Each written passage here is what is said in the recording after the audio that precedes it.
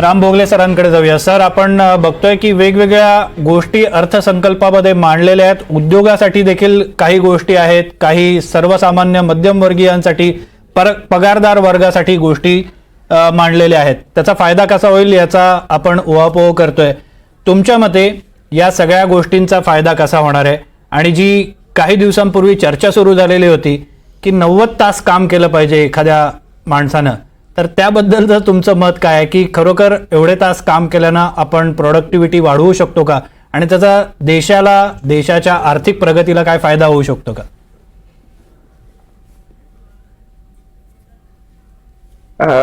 मगाशी मी कॉमेंट्स करत असताना मध्यमवर्गीयांच्या हातात जास्तीचा जो पैसा येणार आहे त्यामुळे इंडस्ट्रीला कसा बेनिफिट होईल आणि एमएसएमई ला कसा बेनिफिट होईल याच्याविषयी बोललो होतो.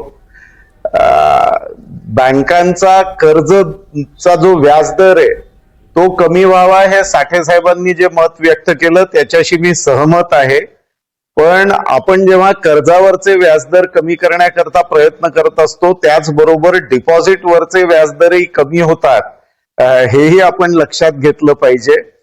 अजून एक प्रोव्हिजन याच्यात जी करण्यात आली त्याच्यात व्याज जे मिळतं बँकांकडनं त्यातला टीडीएस कपात करण्याकरता जी लिमिट होती ती वाढवण्यात आलेली आहे. आणि रेंट इन्कम ज्यांना मिळतं तिथेही किती लाखा म्हणजे जवळजवळ 6 लाखापर्यंत रेंट मिळत असेल तुम्हाला वर्षाला, तर त्याच्यातनं टीडीएस डिडक्ट करण्याची गरज राहिलेली नाहीये असंही एक प्रोव्हिजन मला दिसतंय. त्यामुळे लोकांच्या हातात जास्ती पैसा खेळता राहावा, ज्यांनी इन्व्हेस्टमेंट केली आहे त्यांना रिटर्न्स मिळावेत, अशा पद्धतीचं हे बजेट आहे. आता तुम्ही जो प्रश्न विचारलात की बजेट सोडून याचं काय इम्पॅक्ट होणार आहे, तर मला स्वतःला असं वाटतं की इंडस्ट्री सोडूनही शेतीच्या संदर्भात जे निर्णय घेतले गेलेले आहेत, वेगवेगळ्या मिशनच्या संदर्भात जे निर्णय घेतले गेलेले आहेत, या निर्णयांचा लॉंग टर्म बेनिफिट देशाला निश्चितपणे होणार आहे.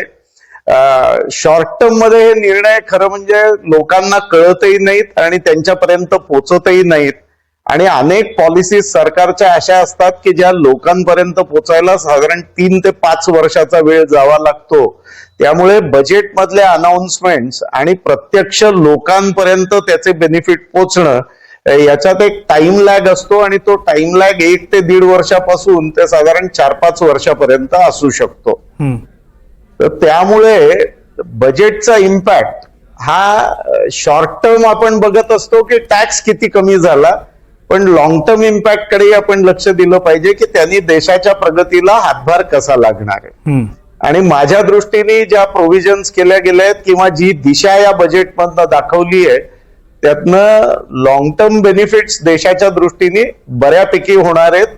मग ते तेल बियांच्या संदर्भातले निर्णय असो, पल्सेसच्या संदर्भातले निर्णय असोत किंवा इतर फंड ऑफ फंड सारखे निर्णय असोत, यातनं पुढच्या 3 ते 5 वर्षात देशात इम्पॅक्ट झालेला आपल्याला दिसेल.